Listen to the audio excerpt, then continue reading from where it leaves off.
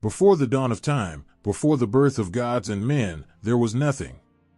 No sun to warm the earth, no moon to light the night, no stars to guide the way. Just a vast, endless expanse of dark, silent water, an ocean with no shore, no beginning, and no end. This was none, the primordial waters that held everything and nothing within its depths. In the silence, there was a weight, a feeling that something was about to happen, something powerful and unimaginable. But for now, there was only the water, swirling gently in the void, holding within it all the potential of the universe. The ancient Egyptians believed that this was where everything began. None wasn't just an empty space, it was alive with possibility, a mysterious force waiting to burst into life. The Egyptians saw none as a place of endless potential, but also as something terrifying. It was the chaos that existed before order, the darkness before light, the unknown before everything that would one day come to be. But in this chaotic nothingness, there was also a promise of creation, of life, of everything that would come after. None was both the beginning and the end, the source of all things and the place where all things would return. In the stillness of none, there was no time, no day or night, no past or future. Just an eternal present, a moment that stretched on forever. The ancient Egyptians saw this as the state of the world before creation, a time when nothing yet existed, but everything was waiting to be born.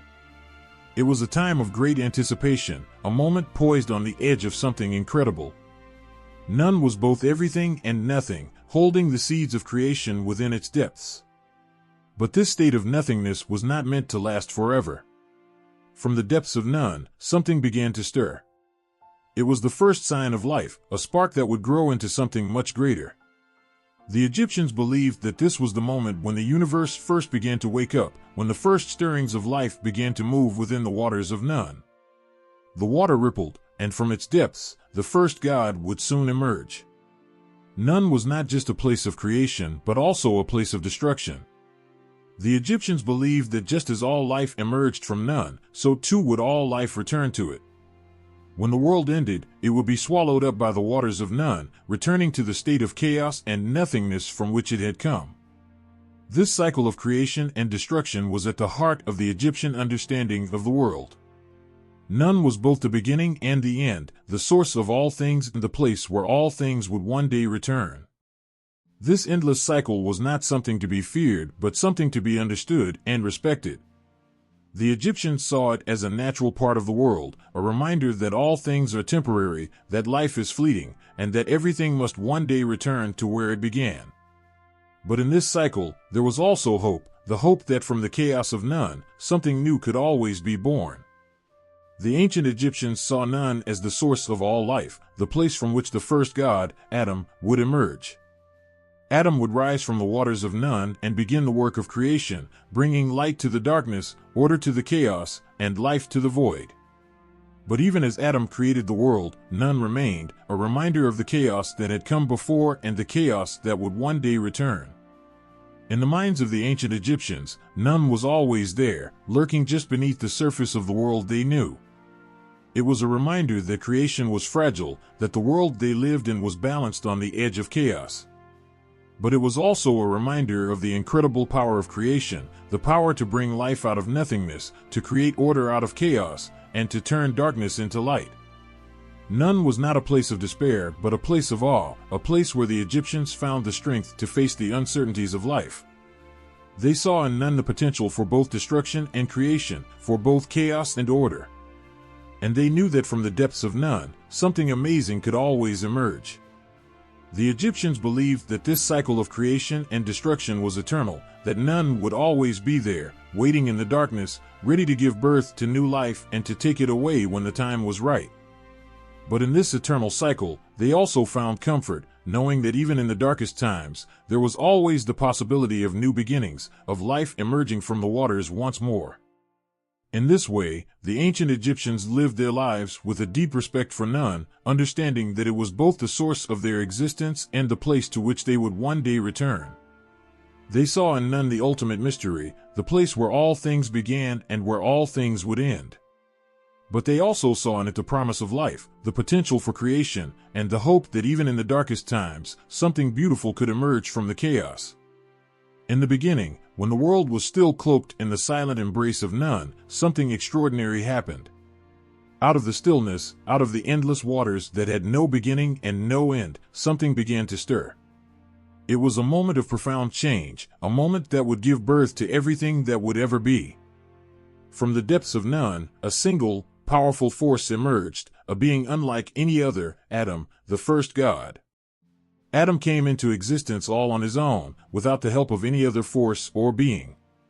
He was the first, the beginning, the one who would set everything else into motion. There was no one before him, no one to guide him. He brought himself into existence, pulling himself up from the waters of none with sheer will and determination. The ancient Egyptians believed that this was the moment when life first began, the moment when something emerged from nothing, when light was born from darkness. Atum stood alone in the vast emptiness, the first spark of life in a world that had known only silence. He was more than just a god, he was the embodiment of creation itself. Everything that would ever be was contained within him, all the potential of the universe wrapped up in his solitary form. He was both the beginning and the end, the source from which all life would flow. In that moment, Atum was everything, light and darkness, order and chaos, life and death. But Atum was not content to exist alone in the void.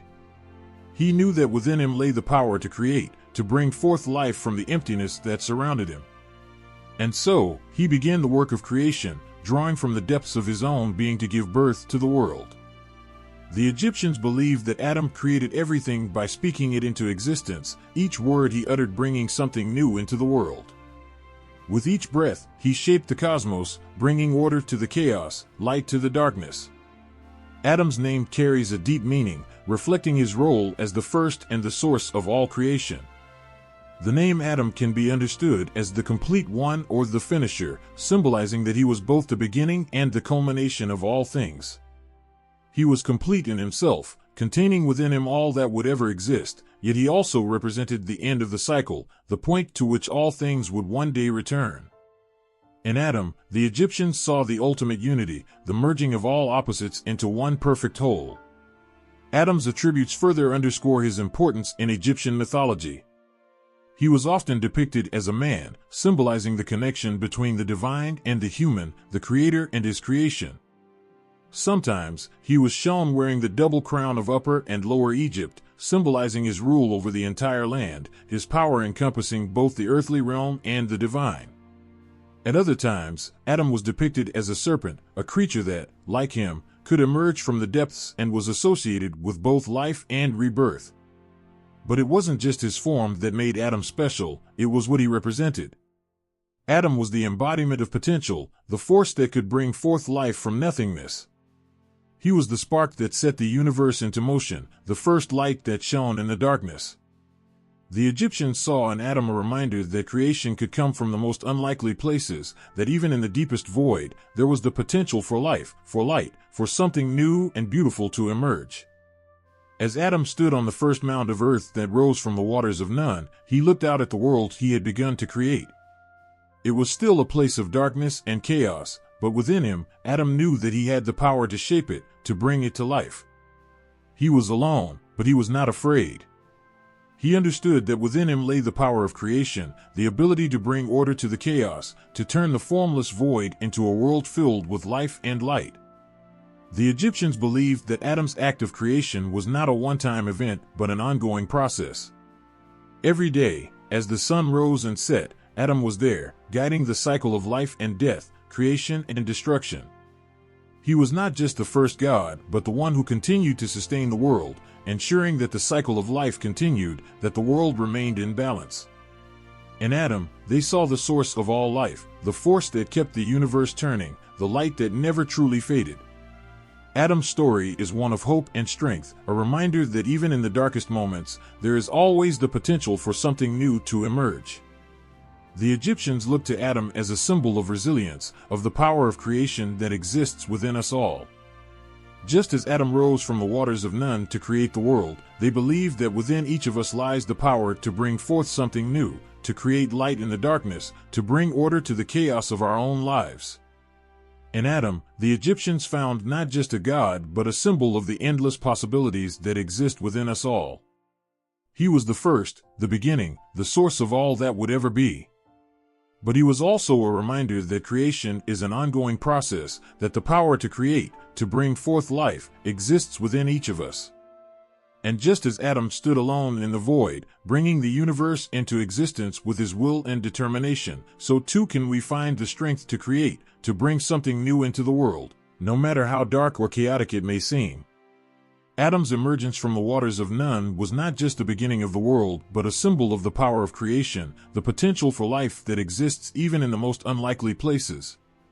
And in this story, the ancient Egyptians found a source of strength, a reminder that even in the face of darkness and chaos, there is always the possibility of something new, something beautiful, something filled with light and life.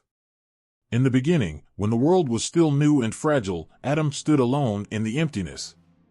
He had brought himself into existence from the boundless waters of none, and now he was ready to create more. But the universe was still incomplete, a place where light had not yet fully conquered the darkness, where chaos still lingered in the shadows. Atum knew that to bring balance and harmony, something more was needed, something to hold the world together and keep it from falling back into the void. And so, from the depths of his being, Atum gave birth to 2 children, each embodying a force essential to life. The first was Shu, the god of air, a gentle and invisible force that would soon become the breath of life. The second was Tefnut, the goddess of moisture, whose essence would flow through the earth, nourishing and sustaining all living things. With these 2, Atum had created the forces that would fill the world with vitality and ensure that it would never fall back into the silence of none. Shu, with his light and airy presence, brought the first breath of life to the world. He was the space between the earth and the sky, the wind that carried the whispers of the gods, the invisible force that allowed all living things to breathe. His presence was gentle but powerful, a constant reminder of the life that pulsed through the world. Without Shu, the world would suffocate, collapsing under its own weight. He was the breath that filled the lungs of the universe, the air that gave life to all things. Tefnut, with her nurturing essence, brought moisture to the world. She was the dew on the morning grass, the rain that fell from the heavens, the rivers that flowed through the land. Tefnut was the lifeblood of the earth, the water that sustained all living things. Without her, the world would wither and die, drying up under the heat of the sun. She was the force that ensured the world would remain fertile and alive, her presence a blessing that brought growth and abundance. But Shu and Tefnut were not just forces of nature, they were also the guardians of cosmic order. They had a task to perform, a duty that would ensure the world remained balanced and harmonious. The earth and the sky, once intertwined, had to be separated to make room for life. The sky, with all its infinite expanse, had to be lifted high above, while the earth, solid and nurturing, had to be kept below. Only then could the world find its true form, with space for life to grow and flourish. Shu took his place between the sky and the earth, using his strength to push them apart. With his arms stretched wide, he lifted the sky high above, creating the space in which the world would come to life. It was a monumental task, one that required all of Shu's strength and determination. But he knew that without this separation, the world could not exist as it was meant to. His love for creation gave him the strength to hold the sky aloft, ensuring that the earth below would be free to nurture life. Tefnut, too, played her part in maintaining this balance. As the goddess of moisture, she ensured that the earth below would remain fertile and full of life. She flowed through the land, bringing water to the fields, filling the rivers, and ensuring that the earth would be a place where life could thrive. Her presence was felt in every drop of rain, every stream that ran through the valleys, every oasis that brought life to the desert. Tefnut's nurturing essence was the key to life, the force that ensured the world would remain vibrant and alive. Together, Shu and Tefnut created the balance that allowed the world to thrive. They were not just forces of nature but the very foundation of the universe. Shu's air filled the world with breath, while Tefnut's moisture sustained it with life. They were the guardians of the world's harmony, the forces that kept the sky and the earth in their proper places, ensuring that the world would remain a place where life could flourish. But their task was not without sacrifice. Shu's strength was tested every day as he held the sky aloft, his arms forever outstretched, his presence the only thing preventing the sky from collapsing back onto the earth. Tefnut, too, gave of herself to ensure the world's survival, her essence flowing through the earth, her life force the source of all water. They were willing to bear this burden because they understood the importance of their task. They knew that without them, the world would fall back into chaos, and all of Atum's work would be undone. The ancient Egyptians saw in Shu and Tefnut the embodiment of balance and harmony. They understood that the world was a delicate place, one that required constant care and attention to remain in balance. Shu and Tefnut were the forces that provided that care, the gods who ensured that the world would remain a place where life could thrive. In their story, the Egyptians found a lesson about the importance of balance, about the need to maintain harmony in a world that was always on the edge of chaos. And so, Shu and Tefnut continued their work, day after day, year after year, ensuring that the sky remained high above and the earth remained fertile and full of life. They were the guardians of the world, the forces that kept everything in its proper place. And in their story, the ancient Egyptians found hope, knowing that as long as Shu and Tefnut were there, the world would remain a place of balance and harmony, a place where life could flourish and thrive. There was a time when the earth and sky were one, bound together in a loving embrace. The world was still in its infancy, and in that tender union, there was no space for life to breathe, no room for the world to flourish. Geb, the earth, and Nut, the sky, were deeply in love, so entwined that they could not bear to be apart. Their love was pure and powerful, but it was also suffocating, trapping everything between them in a state of eternal stillness. Geb, with his broad, solid form, lay beneath, strong and steady. He was the earth, the foundation upon which all life would one day stand. Nut, with her graceful, arched body, stretched above him, her dark skin speckled with stars. She was the sky, the vast expanse that would one day shelter all living things. Together, they formed a perfect union, but their love was also a barrier, preventing the birth of the world as we know it. Their union, though beautiful, kept everything else from coming into being. There was no day or night, no space for the sun to rise or the stars to shine. The earth and sky were so tightly bound that the world remained in darkness, a place where nothing could grow, nothing could live. It was a love so intense that it left no room for anything else. But the time came when this union, as pure and powerful as it was, had to be broken for life to begin. The task fell to Shu, the god of air, who had already proven his strength by holding up the sky. He saw that the world needed space, that Geb and Nut, and their closeness, were suffocating the very life they were meant to nurture. It was a heart-wrenching decision, but Shu knew that it was the only way to create the world as it was meant to be. With great sorrow, Shu placed himself between Geb and Nut, gently but firmly pushing them apart. Geb cried out in pain as he felt his beloved Nut being lifted away, the earth trembling under the weight of his grief. Nut, too, wept, her tears falling as the first rain upon the earth. The sky echoed with her sorrow, a sound that would be remembered in every storm, every gust of wind that howled through the night. But even in their pain, they knew that this separation was necessary, that it was the only way for life to flourish. As Shu held Nut aloft, the world began to take shape. The space between the earth and sky was filled with light, and for the first time, the sun rose, casting its golden rays upon the land. The stars, once hidden in Nut's embrace, now shone brightly in the night sky, each one a reminder of the love that had once bound the earth and sky together. Geb, now free to stretch out beneath the sun, became the fertile ground from which all life would spring. His body, once pressed so tightly against Nut's, now became the mountains, the valleys, the rich soil that would nourish the world. Nut, though separated from her beloved, found her own place in the sky.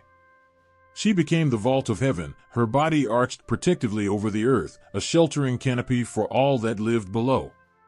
Her beauty was unmatched, the stars and moon her eternal companions, her presence a constant reminder of the love that once bound her to Geb. Though they were apart, their love remained, a bond that could never truly be broken, a connection that would forever tie the earth to the sky. In their separation, Geb and Nut gave birth to the physical world, a place where life could grow and thrive. Their love, though bittersweet, became the foundation of everything that would come after. The mountains, the rivers, the fields, all were born from Gib's body, nurtured by the tears of Nut that fell as rain. The sky, with its endless expanse, became the domain of Nut, a place where the sun, moon, and stars could dance, where the wind could blow, where life could breathe. The ancient Egyptians saw in Gib and Nut the perfect balance between earth and sky, a balance that was essential for life to exist. Gib's strength, his unwavering support, was the foundation upon which the world stood. Nut's beauty, her grace, was the sheltering sky that protected and nurtured all life. Together, they created a world that was both solid and ethereal, a place where the physical and the divine could coexist. Their love, though separated by Shu's intervention, was never truly broken. Every sunrise, every sunset, was a reminder of their bond, a symbol of the connection between earth and sky. The rain that fell from Nut's body nourished Gib's soil, bringing life to the world. The stars that twinkled in the night sky were Nut's eternal gaze upon her beloved, a reminder that even in separation, their love endured. Gib and Nut's story is one of love and sacrifice, a tale of how even the most powerful love must sometimes give way to something greater. Their union, though beautiful, had to be broken for life to begin, for the world to take shape. But in their separation, they found a new purpose, a new way to love. Gib became the earth, the foundation of all life, and Nut became the sky, the sheltering dome that protected and nurtured all that grew on the earth. Their love, though distant, remained the foundation of the world. Every living thing, every plant, every creature, was born from their union, nurtured by their love. The ancient Egyptians looked to Gib and Nut as symbols of the balance between earth and sky, a balance that was essential for life to exist. In their story, they found a reminder that even in separation, love endures, that even in the most difficult moments, there is always the potential for something beautiful to emerge. And so, Gib and Nut remain, forever apart but always connected. The earth and sky, once bound together in a loving embrace, now stand as the pillars of creation, the foundation of the world. Their love, though bittersweet, is the source of all life, a love that has endured through the ages, a love that continues to nurture and protect all that exists in the world today. From the powerful union of Gib and Nut, born of their love and longing, came 4 divine beings whose presence would forever shape the world. These 4 children, born from the very fabric of the earth and sky, would become central figures in the great tapestry of Egyptian mythology, their lives intertwined with the fate of humanity itself. First was Osiris, a god of dignity and grace, whose presence brought a sense of order and justice to the world. His heart was full of compassion, his hands always ready to guide and protect. Osiris embodied the best of what life could offer: peace, harmony, and the promise of eternal life. The world looked to him as a ruler, a king who would lead not through fear, but through wisdom and love. His essence was tied to the very cycle of life and death, and through him, the Egyptians understood that death was not an end, but a transition to something greater. Next was Isis, a goddess of immense power and unmatched love. Her beauty was surpassed only by her intelligence, and her devotion to her family knew no bounds. Isis was the embodiment of the feminine divine, a protector of children, a healer of the sick, and a mother to all. Her love for Osiris was legendary, a bond so strong that it could transcend even death. She was the force that kept families together, the nurturing presence that gave life to all things. Her magic was potent, her will unbreakable, and through her, the Egyptians saw the strength of a mother's love, a force that could overcome any obstacle. Then came Set, a god of the desert, of chaos and destruction. His heart was restless, his spirit wild and untamed. Where Osiris brought order, Set brought disorder, challenging the balance that Osiris worked so hard to maintain. He was a force of nature, unpredictable and powerful, a reminder that chaos is an ever-present possibility in the world. Set's presence in the mythos was not just as a villain, but as a necessary counterbalance to the forces of order. His energy, though destructive, was a part of the world's cycle, a force that could not be ignored or avoided. Finally, there was Nephthys, the quiet sister, whose presence was subtle yet essential. She was the shadow to Isis's light, the night to her day. Nephthys was a goddess of protection, of death, and of the unseen. She was the guardian of those who had passed, the silent guide who led souls safely to the afterlife. Her love for her family was deep and enduring, though often hidden from view.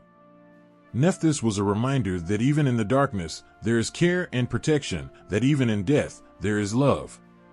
These four deities, born from Geb and Nut, were more than just gods, they were the forces that shaped the world. Their interactions, their loves, and their conflicts would define the course of history, both in the heavens and on earth. Together, they represented the full spectrum of life's experiences, love and hate, creation and destruction, order and chaos. Their stories were the stories of the people, their lives a reflection of the world around them. Osiris, with his wisdom and compassion, became the ruler of Egypt, a king who was loved by all. He brought prosperity to the land, teaching the people the ways of agriculture, of law, and of harmony. Under his reign, the land flourished, the people thrived, and the world seemed to be in perfect balance. But this peace would not last forever. Set, driven by jealousy and anger, sought to overthrow Osiris, to bring chaos to the order that his brother had created. The conflict between Osiris and Set was inevitable, a clash of forces that could not coexist peacefully. The betrayal of Osiris by Set was a moment of deep sorrow, a tragedy that would echo through the ages. Set, in his quest for power, killed Osiris, casting his body into the Nile, scattering the pieces across the land. But even in death, Osiris's influence could not be extinguished. Isis, driven by her unbreakable love, searched tirelessly for the pieces of her husband's body, determined to bring him back to life. Her devotion, her magic, and her tears brought Osiris back from the brink, allowing him to live again, though not in the world of the living.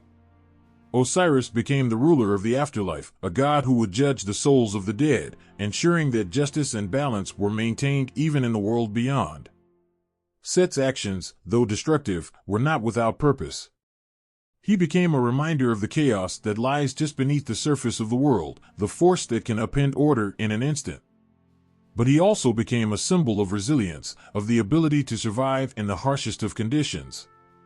The desert, Set's domain, was a place of death and desolation, but also of endurance and strength. Through Set, the Egyptians learned to respect the power of nature, to understand that even in chaos, there is something to be learned, something to be gained. Isis and Nephthys, the sisters who stood by their brothers in times of joy and sorrow, became symbols of love, loyalty, and protection. Isis's magic, her strength, and her unwavering love for Osiris showed the world that even in the face of death, love can prevail. Nephthys, with her quiet presence, reminded the world that protection often comes in the most unexpected forms, that even in the shadows, there is care and guidance. Together, they represented the power of the feminine divine, the force that nurtures, heals, and sustains life. The story of Osiris, Isis, Set, and Nephthys is a story of balance, of the eternal struggle between order and chaos, love and hate, life and death. Their interactions shaped not only the world of the gods, but the world of humans as well. Through their stories, the Egyptians understood the complexities of life, the importance of balance, and the power of love and loyalty. These four deities, born from the union of Geb and Nut, were more than just figures in a myth. They were the embodiment of the forces that govern the world, the gods who shaped the destiny of all living things. In the heart of the universe, where creation and chaos once danced on the edge of existence, a profound presence began to take shape.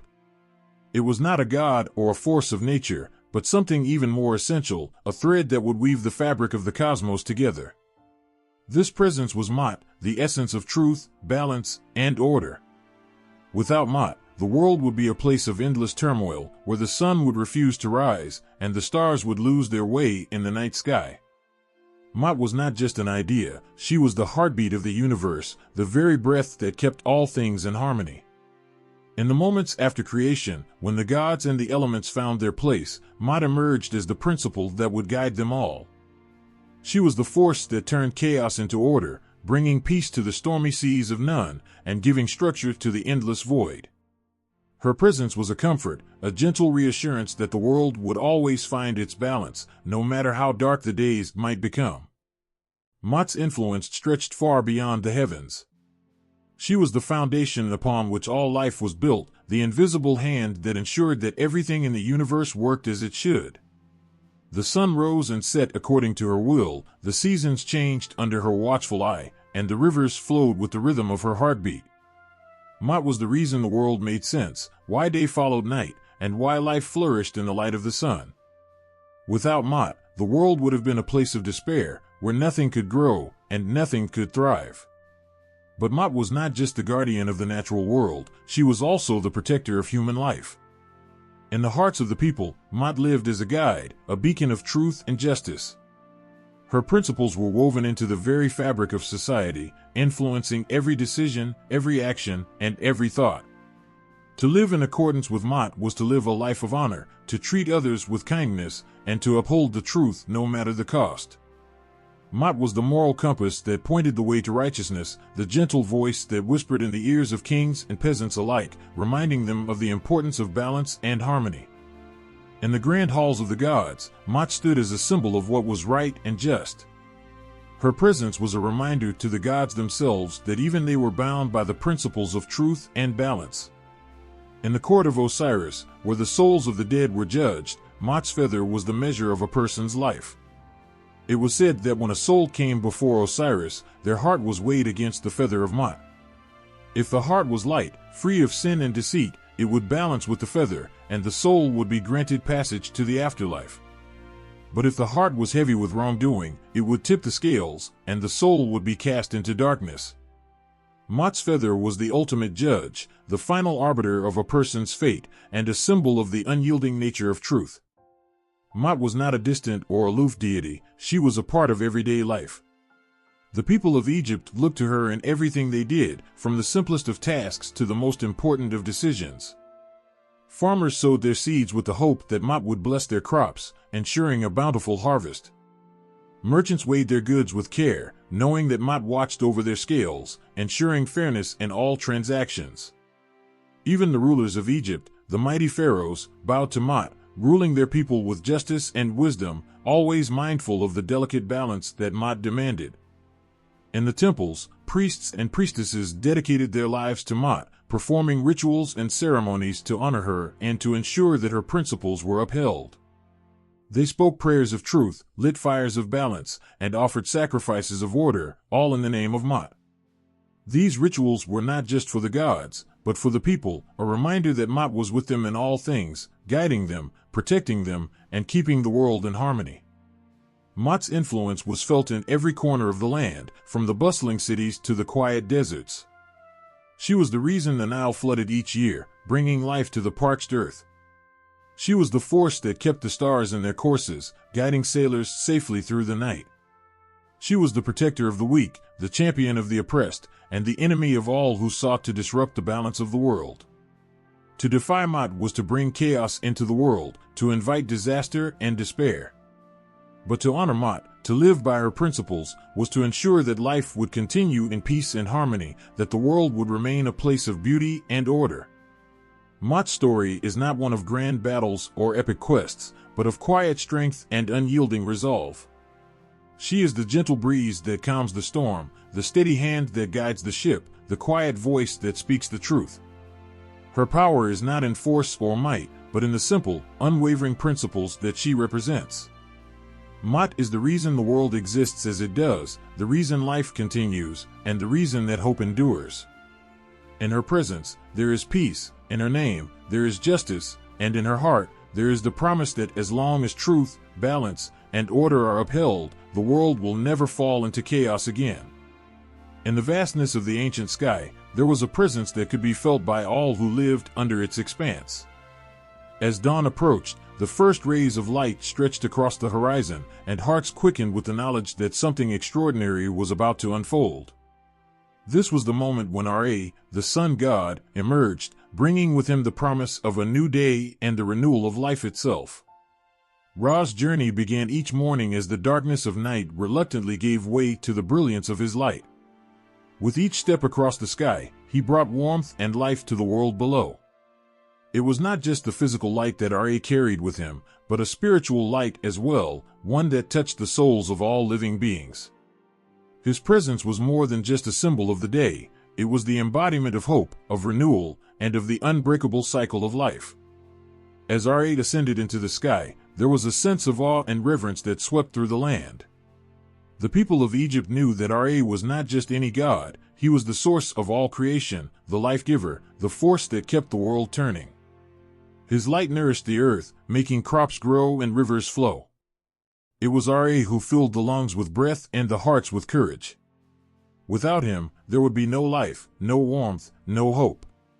But Ra's journey across the sky was not just a simple passage from one horizon to the other. It was a battle, a struggle against the forces of darkness that sought to consume the light. Each day, as Ra made his way through the heavens, he fought against Apophis, the serpent of chaos, who tried to swallow the sun and plunged the world into eternal night. The people knew that this battle was not just a myth, but a reflection of the eternal struggle between light and dark, between order and chaos. Every sunrise was a victory, a triumph of life over death, and a reminder that no matter how dark the night might seem, the light would always return. As Ra reached the zenith of his journey, the world basked in the fullness of his glory. The land was alive with his energy, and everything under his gaze thrived. This was the moment when the world was at its most vibrant, when the power of creation was at its peak. Ra's light was a reminder that life was always renewing itself, that each day was a chance for rebirth, for growth, for transformation. The people of Egypt looked to Ra as the source of all new beginnings, the one who made it possible to start anew, no matter what had come before. As the day began to wane and Ra started his descent, there was a poignant beauty in the fading light. The colors of the sunset painted the sky in hues of gold and crimson, a final burst of brilliance before the darkness returned. But even as the sun set, there was no fear, only a quiet understanding that Ra's journey was not over. The people knew that as Ra descended into the underworld, he was preparing for the next day's battle, gathering his strength for the journey that would begin anew with the dawn. Ra's connection to the concept of rebirth was profound. Each day's journey was a reflection of the cycle of life, death, and resurrection. Just as the sun set each evening only to rise again the next morning, so too did life continue in a never-ending cycle of renewal. The people of Egypt saw this in the world around them, in the changing seasons, in the growth of crops, in the birth of new life. Ra's journey was a reminder that death was not an end, but a transition, a part of the greater cycle of existence. In the temples, the priests and priestesses honored Ra with rituals and offerings, acknowledging his role in the renewal of life. They understood that Ra's journey was not just a physical passage, but a spiritual one as well. Through their prayers and ceremonies, they sought to connect with the divine light of Ra, to draw from his strength and to ensure that the cycle of creation continued unbroken. Ra's significance was felt in every aspect of life. He was the father of the gods, the protector of the pharaohs, the one who watched over the people from above. His light was a constant presence, a source of comfort and strength. Even in the darkest of times, the people knew that Ra's light would return, that the world would be reborn, and that life would continue. In every sunrise, the story of Ra was written across the sky, a story of courage, of struggle, of hope. It was a story that resonated deep within the hearts of the people, a story that gave them the strength to face each day, knowing that they, too, were a part of the great cycle of life. Ra's journey was not just his own, it was the journey of all creation, a journey that would continue as long as the sun rose in the east and set in the west. Ra's legacy was one of light and life, a legacy that endured through the ages, touching the hearts of all who looked to the sky and saw the sun's radiant light.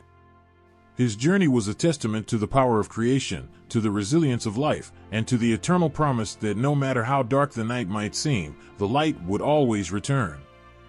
In the beginning, when the gods had shaped the heavens and the earth, there was still something missing, something that would connect the divine to the world they had created. It was then that the gods turned their gaze to the dust of the earth, seeing within it the potential for life, the spark of something extraordinary. From this dust, they crafted the first humans. Their hands, filled with the power of creation, molded the earth into form, giving it shape and substance. But it was not just physical bodies that they created. With a breath of divine energy, the gods infused these forms with life. The first humans opened their eyes to the world, a world bathed in the light of Ra and nurtured by the gifts of the gods. There was something sacred in this act of creation, a moment of profound connection between the divine and the mortal. The gods had not merely made beings to inhabit the earth, they had created companions, children of the earth, who would live under their watchful eyes. These first humans were more than just clay brought to life, they were vessels of the God's own essence, filled with the breath of life that flowed from the divine. The purpose of humanity was clear from the beginning. They were to live in harmony with the world around them, to honor the gods who had given them life, and to maintain the balance that the gods had established. The earth was a gift, a place of beauty and abundance, and it was the duty of humans to care for it, to nurture it as the gods had nurtured them. In every act of kindness, and every offering to the gods, humanity fulfilled its purpose, living as a reflection of the divine order. But the relationship between humans and the gods was not one of mere obedience. It was a relationship built on mutual respect, love, and care. The gods were not distant, unfeeling beings, they were close, involved in the lives of their creations. They listened to the prayers of the people, responded to their needs, and guided them through the trials of life. The bond between the divine and the mortal was unbreakable, forged in the moment of creation and strengthened with every act of devotion. The gods did not demand worship out of pride, they desired it out of love. They wanted their creations to thrive, to find joy and purpose in the life they had been given. And in return, the humans looked to the gods not as distant rulers, but as protectors, as parents who had given them the greatest gift of all, the gift of life. Every sunrise, every harvest, every birth was a reminder of the gods' generosity, of their constant presence in the world. The humans knew that they were never alone, that the gods were with them in every step they took, and every challenge they faced.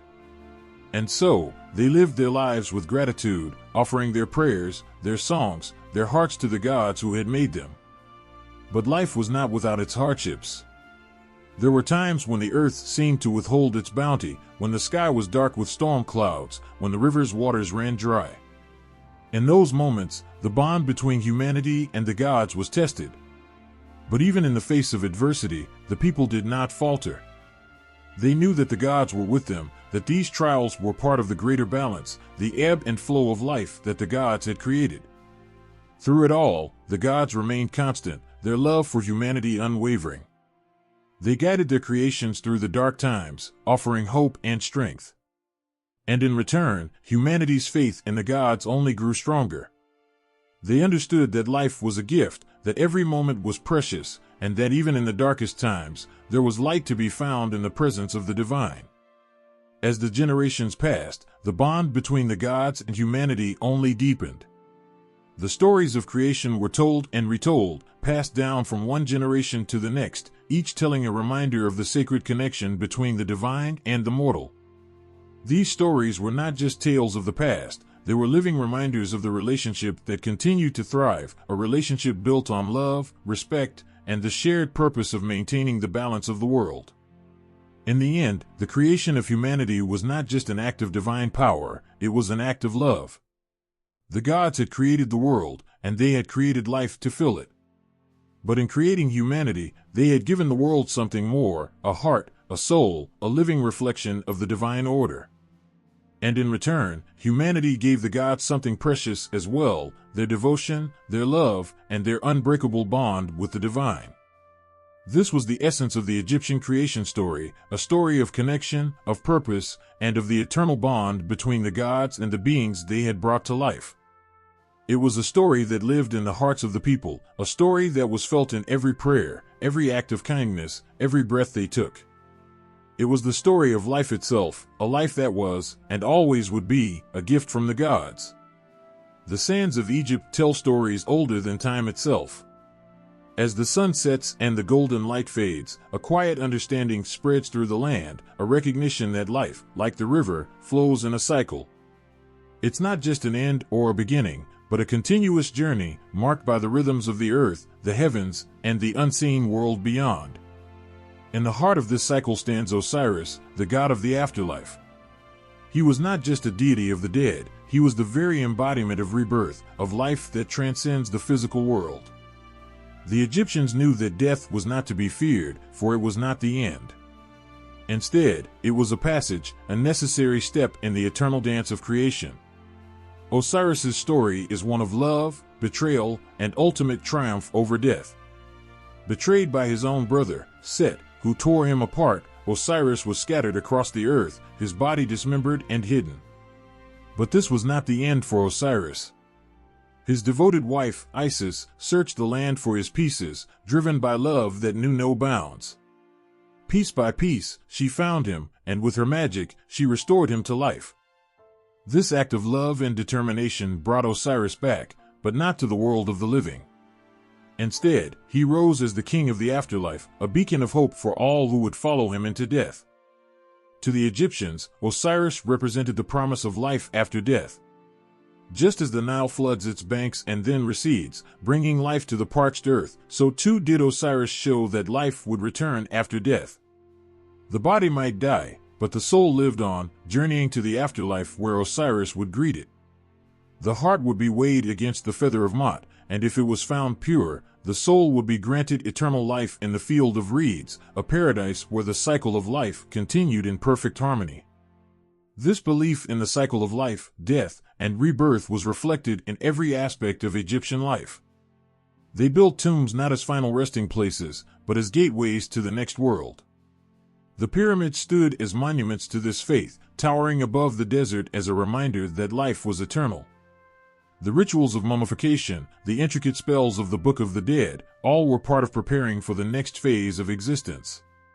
It was not just about preserving the body, it was about ensuring the soul's safe passage through the trials of the afterlife. Life in Egypt was lived in the shadow of this understanding. Every sunrise was seen as the rebirth of the sun god Ra, who journeyed through the underworld each night, battling the forces of chaos, only to emerge victorious each morning. This daily cycle mirrored the greater cycle of life and death. Just as the sun set and rose again, so too did the Egyptians believe they would die and rise again, their souls renewed in the afterlife. Osiris's influence was profound. He was more than just a god of death, he was a god of the life that continued after death. His green-skinned image, often depicted holding the crook and flail, symbols of kingship and authority, was a reminder of the fertility and renewal that followed the dark.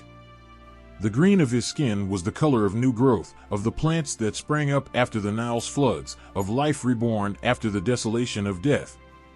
The Egyptian people understood that death was a part of the natural order, not something to be feared, but something to be embraced as a transition to another state of being. They saw the cycle of the seasons, the growth of crops, the rise and fall of the Nile, all as reflections of this greater cosmic cycle. Just as the land was reborn after the floods, so too were they reborn after death, their souls nourished by the divine love of Osiris. Even in their art and architecture, the Egyptians expressed this cyclical belief. The tombs and temples were adorned with scenes of life, death, and the afterlife, not as separate entities, but as interconnected stages of existence. The walls of the tombs told stories of the deceased's life on earth, their journey through the afterlife, and their eventual rebirth in the next world. These images were not just decoration, they were a powerful expression of the belief that life continued, that death was not an end but a transformation. In every prayer, every offering, the Egyptians reaffirmed their connection to this cycle. They knew that their lives were part of a greater whole, that they were connected to the gods, to the earth, and to each other in a web of life that spanned time and space. This belief gave them strength, comfort, and a deep sense of purpose. They lived their lives with the knowledge that they were not alone, that the gods were with them, guiding them through the cycle of life and death, towards a renewal that awaited them beyond the grave. And so, as the sun sets over the desert and the stars begin to shine, the cycle continues. Life flows into death, and death into life, in an endless dance that has been played out since the beginning of time.